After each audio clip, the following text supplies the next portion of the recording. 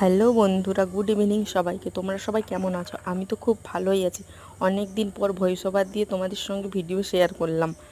আমার শ্বশুরবাড়ির কাছের বাড়িতেই আমার যা সম্পর্কের একজনের সাধভক্ষণ ছিল, সেখানে খেতে গেছিলাম। সেই অনুষ্ঠানে কি কি মেনুতে খাবার ছিল তা তোমাদের সঙ্গে শেয়ার করলাম।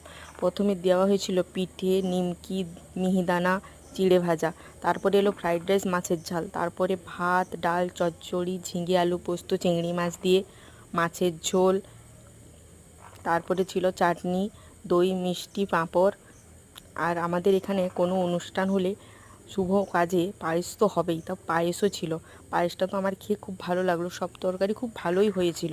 তোমাদের কেমন লাগলো ভিডিওটা জানাতে ভুলবে না কিন্তু। নেক্সট আবার ভয়েস ওভার দিয়ে ভিডিও তোমাদের সঙ্গে শেয়ার করার চেষ্টা করব।